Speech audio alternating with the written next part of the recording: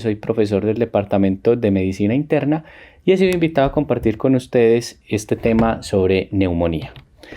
¿Cuál es el objetivo que tengo durante estos minutos? Es que establezcamos un enfoque adecuado del paciente con neumonía o sospecha de ella, desde el punto de vista tanto clínico como de laboratorio. Y adicionalmente que identifiquemos rápidamente cuáles son las estrategias de tratamiento, tanto empíricas como dirigidas, y de las complicaciones que pueden asociarse a esta infección que probablemente todos hemos tenido contacto con ella.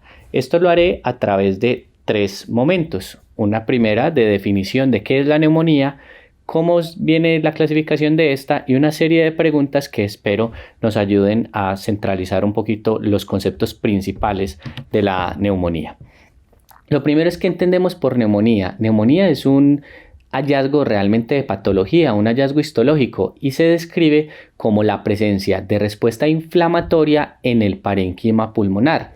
Entonces, esa neumonía, esa inflamación en el parénquima pulmonar, tiene básicamente 3 etiologías. Puede ser de causa infecciosa, la cual es la más común, pero también puede ser química, por ejemplo, lo que ocurre con la inhalación de gases, o autoinmune, como nos ocurre con algunas enfermedades autoinmunes como el lupus o la enfermedad mixta del tejido conectivo.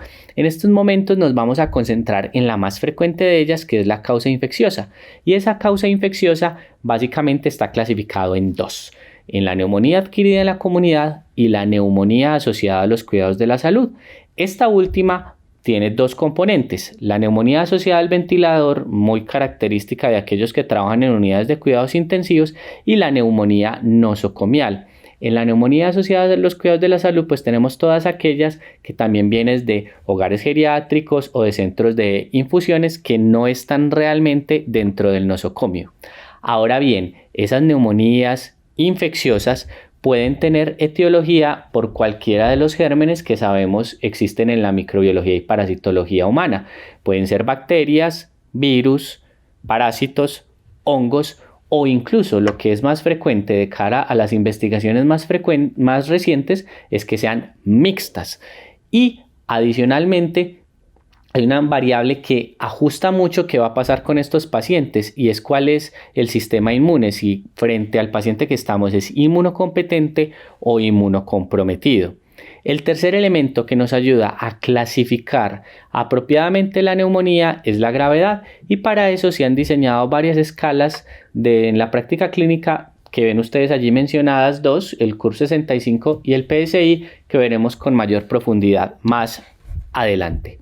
¿Y por qué hablar de neumonía en un semillero de posgrados? Pues porque esta es la causa más frecuente de ingreso a la unidad de cuidado crítico por sepsis, aunque en Colombia la investigación Episepsis puso en primer lugar a la infección de tracto urinario, no está muy lejos la neumonía adquirida en la comunidad. Entonces ven aquí pues ya un estudio clásico de hace más de una década, en el cual la neumonía extrahospitalaria explica el 24% de las causas de infecciones graves. Entonces esta enfermedad con toda seguridad estará en cabeza de cada uno de nosotros.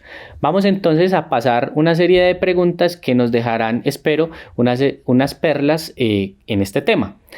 Se trata de una mujer de 68 años. Ella desde hace 2 días tiene fiebre, tiene disnea que ha venido en aumento y tiene una tos que es de características grisáceas. En sus antecedentes es llamativo que hace 3 semanas se le confirmó una influenza, la cual fue adecuadamente tratada. Es hipertensa y tiene tabaquismo activo. Ven ustedes allí los signos vitales en pantalla: está taquimnéica, su presión arterial está normal y está febril. El resto de su examen físico está normal, se le hace una radiografía de tórax y se encuentran opacidades bilaterales con cavitaciones. Frente a esta paciente en particular, ¿cuál es el patógeno más probable? ¿Será una legionela, una Mycobacteria tuberculosis, Staphylococcus aureus o Streptococcus pneumoniae? Piensen un momentico antes de continuar el video. Hay unos hallazgos muy significativos que nos ayudan a dirigir frente a qué estamos. 1. Vemos que la paciente tiene antecedentes de una infección de origen viral influenza, y hay una fuerte asociación entre una infección previa por influenza y la neumonía por Staphylococcus aureus. Entonces ese puntico en particular de la historia clínica es muy relevante. Y lo otro es que generalmente uno no ve una neumonía con cavitaciones. Algunos gérmenes son las que producen cavitaciones. Estando allí, el Staphylococcus aureus, los anaerobios, las enterobacterias, bacilos gram negativos, la tuberculosis y el aspergillus. Entonces, si usamos esos dos elementos, el antecedente de influenza y que la presencia de cavitaciones lo dan unos cuantos gérmenes, pues podemos llegar a la conclusión que lo más probable es que este paciente tenga una neumonía por Staphylococcus aureus. De allí lo primero que nos debe quedar en la cabeza frente a la neumonía es que el paciente ya de entrada nos sugiere cuál es el agente causal de la inflamación cuando el caso es infeccioso. En este otro escenario tenemos un hombre de 62 años, él consulta por fiebre, desde hace 5 días tiene disnea que viene en aumento, tiene tos productiva, no es claro en decir cuáles son sus características, el paciente es diabético tipo 2, no es insulino requiriente, no es tabaquista, y lo encontramos entonces al examen físico con taquicardia, tiene una frecuencia respiratoria en 32, 95-65 de presión arterial, febril y saturando 83% aire ambiente. Cuando se le ponen altas FiO2, satura ya normalmente, 94%, hay algo de disminución del murmullo vesicular en la base izquierda, está con leucocitosis y viene pues con un cultivo en proceso. Se le hace una radiografía de tórax en el servicio de urgencias y tiene una consolidación basal izquierda. El paciente se define ir a la unidad de cuidados intensivos y le inician antibiótico-terapia empírica. En este escenario, ¿cuál creen ustedes que es el estudio más apropiado? Realizar un cultivo del esputo, una proteína C reactiva, una procalcitonina o una tomografía de tórax. Piensen un segundito antes de continuar. Los laboratorios serán dependientes de cuál es el ámbito de atención del paciente con neumonía y a mayor gravedad, pues mayor el número de laboratorios que se van a necesitar. En el ámbito ambulatorio probablemente solo sea necesario el desarrollo o la realización de una radiografía de tórax, aunque si se tiene el entrenamiento y la disponibilidad de ecografía en cabecera de paciente, POCUS por sus siglas en inglés, este elemento diagnóstico tiene mayor sensibilidad y especificidad para el diagnóstico de neumonía que la misma radiografía de tórax. Entonces, en consultorio, haciendo ecografía clínica, pues podemos estar muy seguros de que el paciente tiene una consolidación neumónica.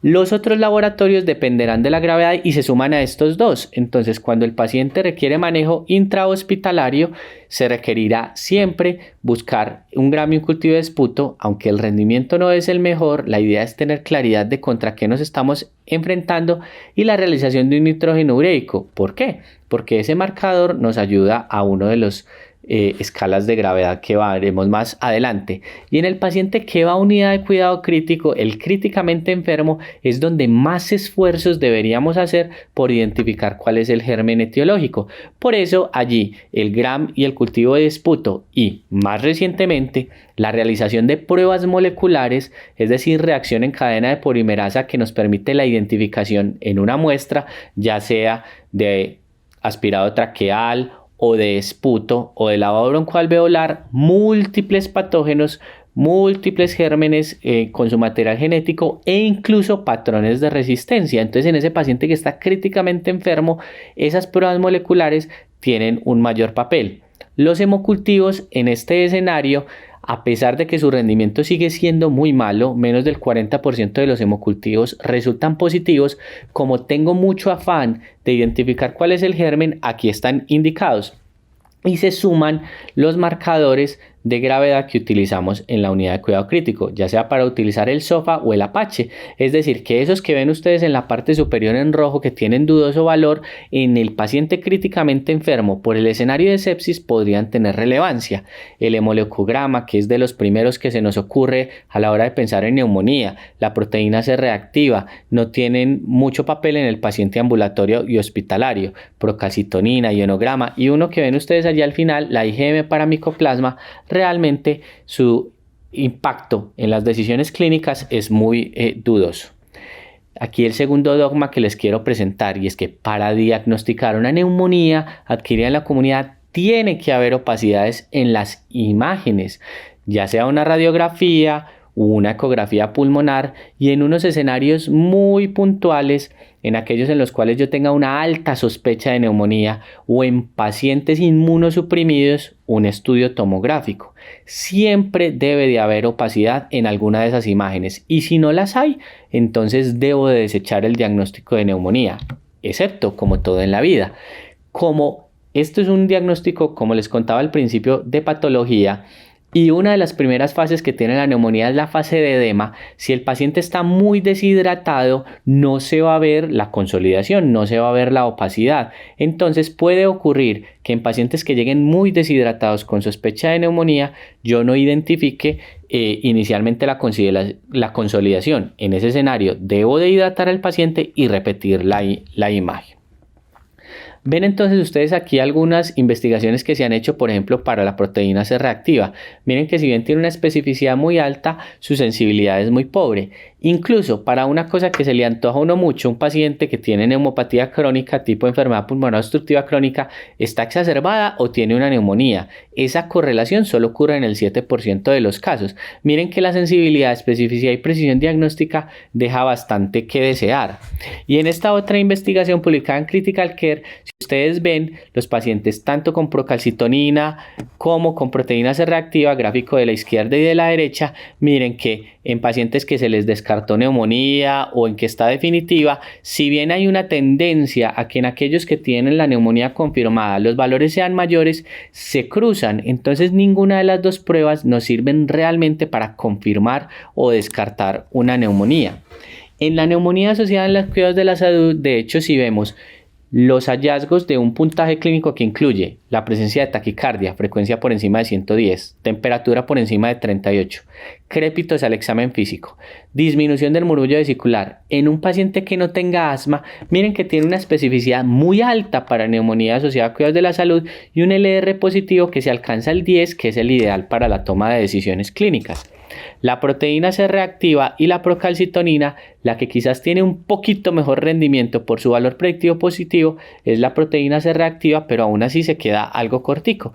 Y la procalcitonina, que estaba muy en boga hace una década, porque esta sí nos iba a permitir diferenciar si la neumonía era bacteriana o no, vemos que también tiene un rendimiento bastante pobre.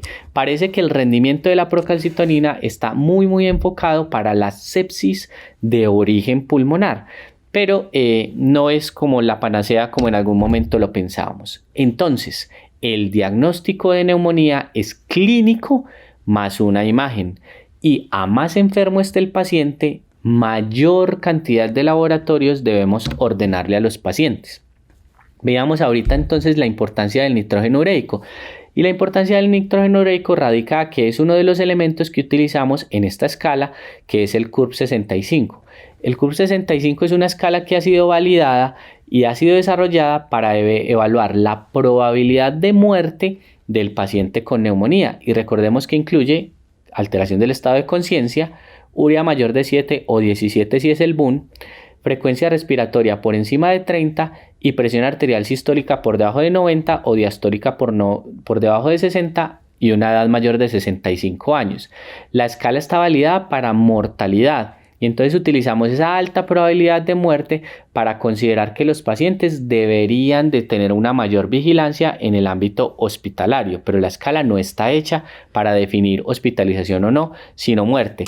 Y es que vemos que a más puntos los pacientes teniendo un corte, aquí curiosamente en esta investigación no hubo ningún paciente con un CURB de 2, que es el que más frecuente ve uno en la clínica.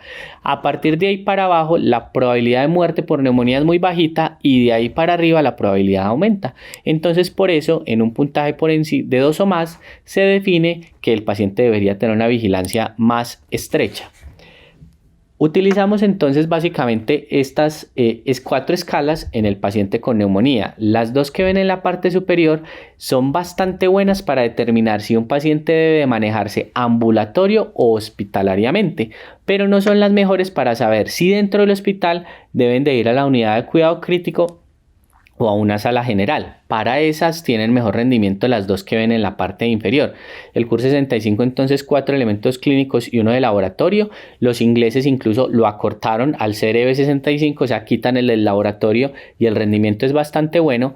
El PSI, que es un rendimiento mucho mejor que el CUR 65, el problema es que miren que tiene una gran cantidad de elementos, entonces es más tediosa de realizar.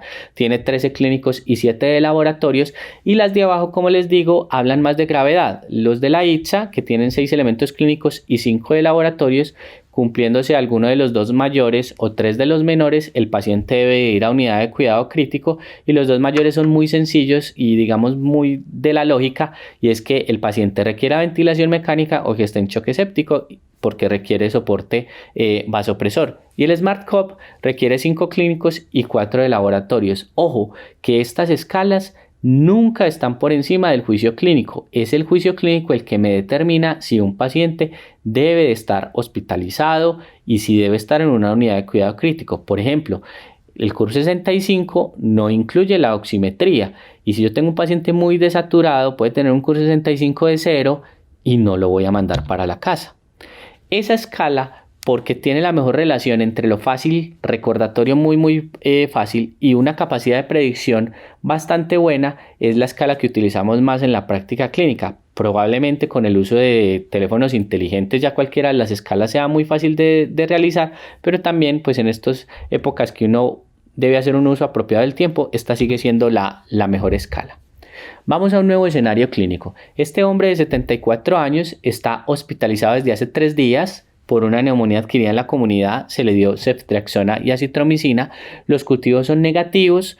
Él está mejor de la disnea, está mejor de la tos, no tiene antecedentes patológicos, tiene una frecuencia respiratoria de 18, 92 de cardíaca, su presión arterial parece bien, está saturando bien aire viento, persiste con disminución del murmullo vesicular. Los leucocitos tenía 18.000 al ingreso y ahora está en 13.500.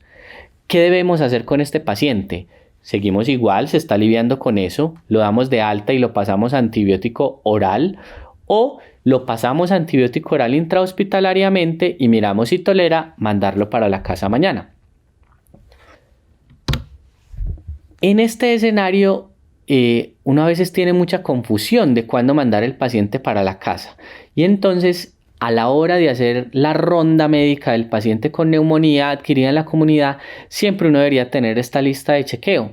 Y es que si el paciente cumple todos estos criterios de estabilidad, debería de continuar su manejo ambulatoriamente.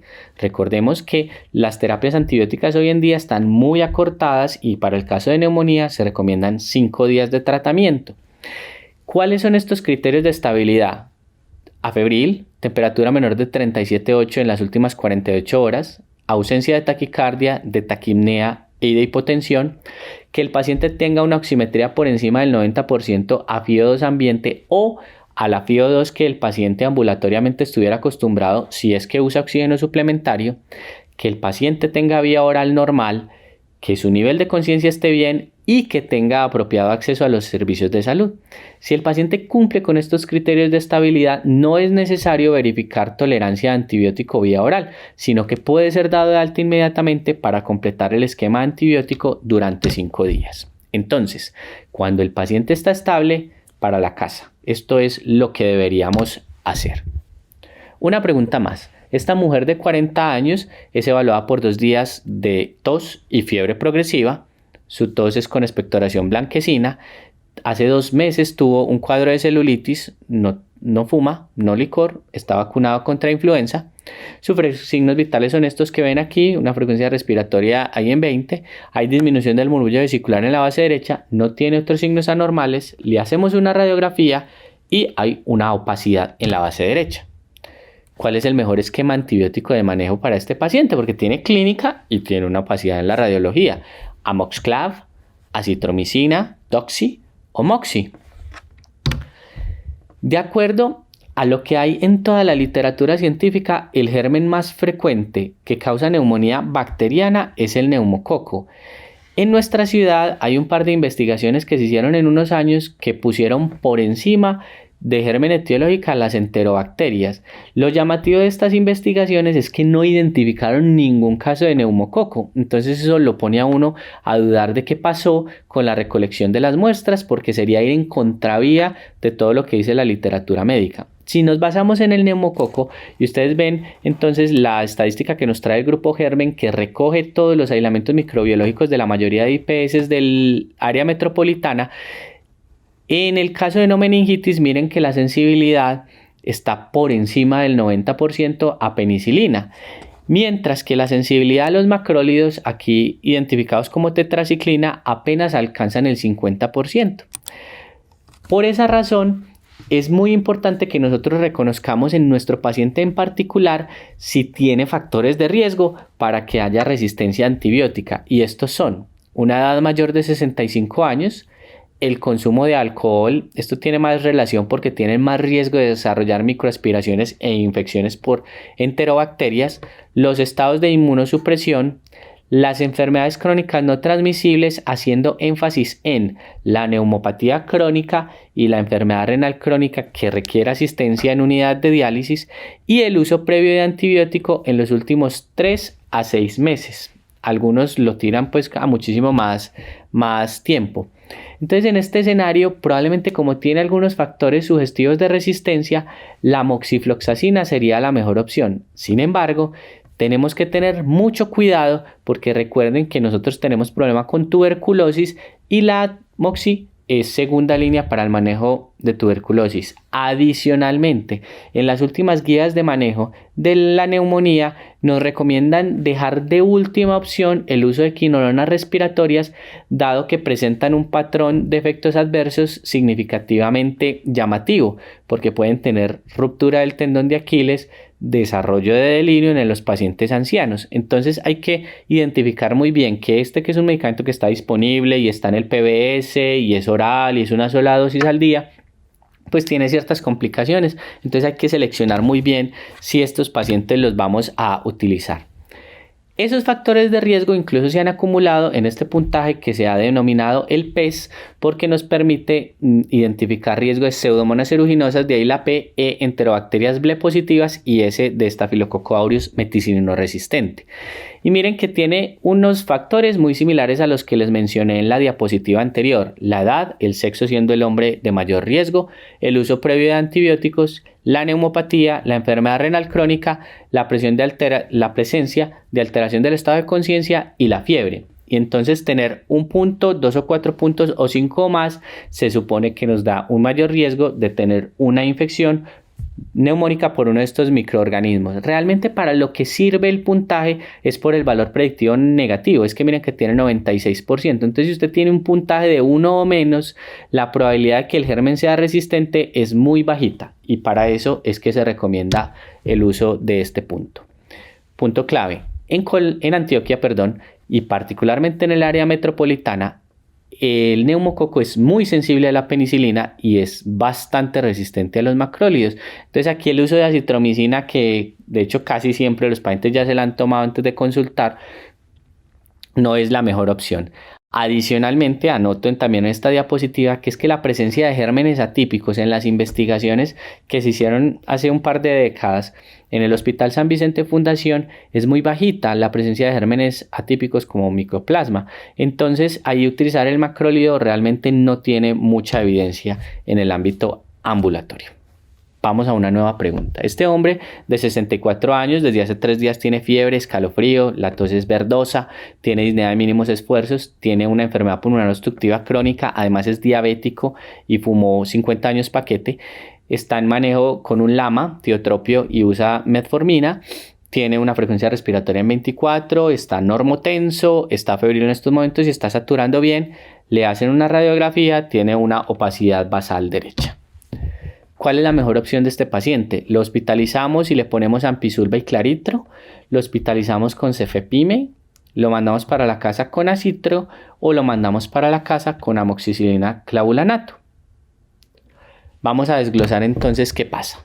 Entonces, lo primero, vamos a identificar entonces cuál es el riesgo de muerte y recordemos que para eso hacemos uso de la escala del CUR 65. El paciente no está confuso, no tiene frecuencia respiratoria por encima de 30, no tiene presión arterial por debajo de 90, tiene 64 años, entonces su CUR 65 es de 0 y, un CRB 65, no tenemos la urea, tenemos 0 y el paciente es para manejo ambulatorio. Pero ojo, ¿cuál es el riesgo de resistencia? Pues por edad no le da, no tiene uso previo de antibióticos, pero el paciente tiene enfermedad pulmonar obstructiva crónica, tiene diabetes y tiene enfermedad renal, entonces tiene riesgo de resistencia. Este paciente probablemente requiera manejo inicial intrahospitalario con un medicamento que le cura pseudomonas, como podría ser el cefepime. Entonces, no es solamente la escala de mortalidad, sino el riesgo de resistencia a antibiótico que me va a definir dónde y con qué debo manejar a ese paciente. Hombre de 68 años, está en su cuarto día de hospitalización por una neumonía adquirida en la comunidad, estuvo con disnea, con fiebre, no tuvo tos, estuvo hipoxémico y tenía una opacidad en los rayos X. Los cultivos en sangre y en esputo fueron negativos, lo cual es muy frecuente. No hay mejoría clínica desde el ingreso. Tiene antecedentes de POC, está con terapia dual lama-lava, está con 97 cardíaca, pero está taquipnéico, está normotenso, todavía está febril, tiene unas altas FIO2 al 40%, la leucocitosis está ahí que ni para arriba ni para abajo, y en la radiografía hay compromiso multinovar igualita a la que se tiene en el ingreso. ¿Qué deberíamos hacer? Llevarlo a una fibrobroncoscopia con lavado broncoalveolar, hacerle una tomografía de tórax, hacerle eco o biopsiarlo.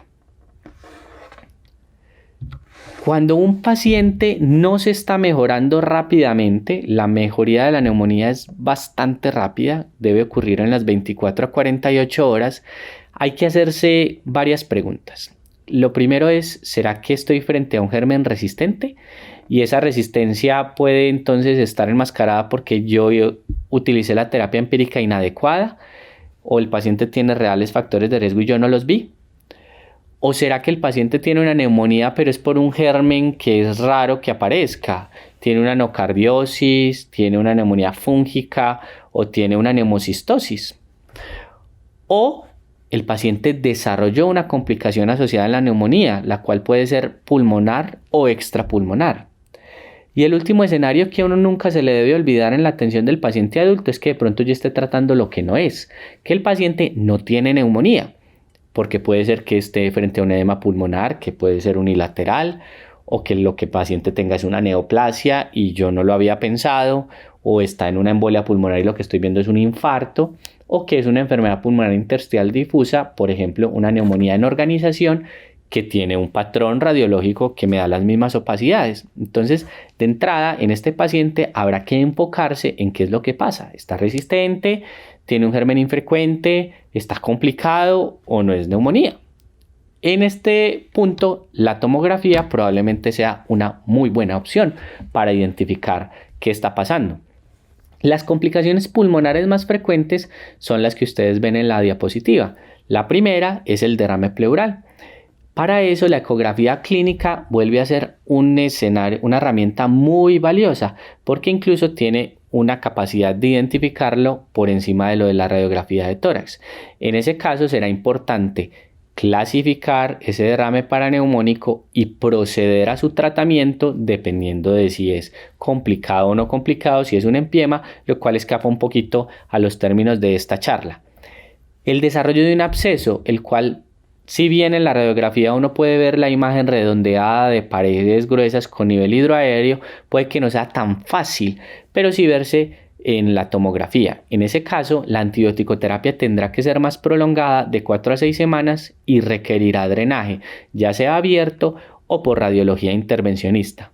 La neumonía con necrosis es una complicación relativamente infrecuente en el cual se presenta una gran destrucción del parénquima pulmonar y también requiere antibiótico-terapia prolongada de 4 a 6 semanas. Está más asociada a gérmenes como las enterobacterias.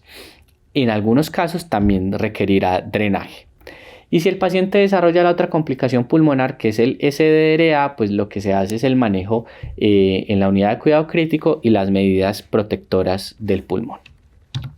Pero miren que no es solo esa complicación, porque hay otras complicaciones que se pueden desarrollar, que básicamente son las de sepsis.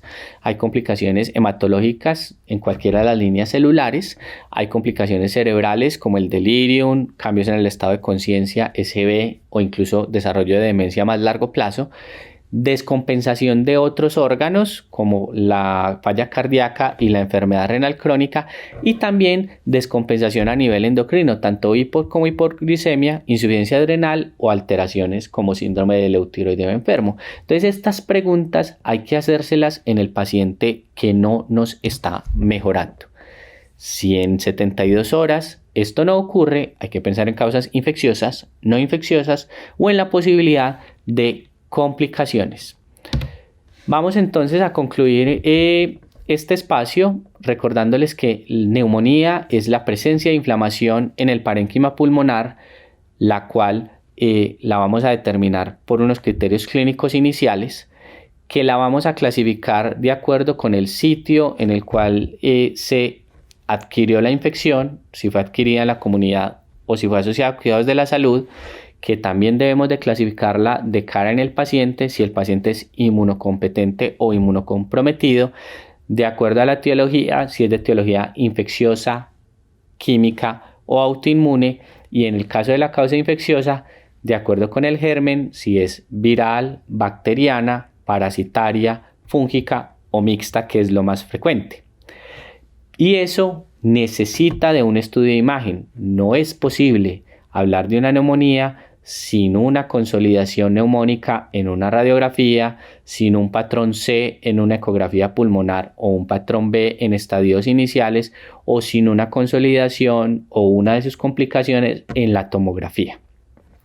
Y una vez yo tenga confirmado el estudio de la neumonía, evaluar el riesgo de muerte con la escala más apropiada y fácil, que es el CUR65, el riesgo de resistencia con los factores clínicos que mencionaban y utilizar el valor predictivo del puntaje PES, y con esto tomar decisiones de cuál es la mejor estrategia de manejo antibiótico en este paciente, ambulatorio u hospitalario, el cual hoy en día no se debe extender más de 5 días y que debe ser apropiadamente dirigido a los factores de resistencia. Si el paciente no mejora en 72 horas, estar atento a que yo sí esté tratando una neumonía o la presencia de complicaciones. Muchísimas gracias.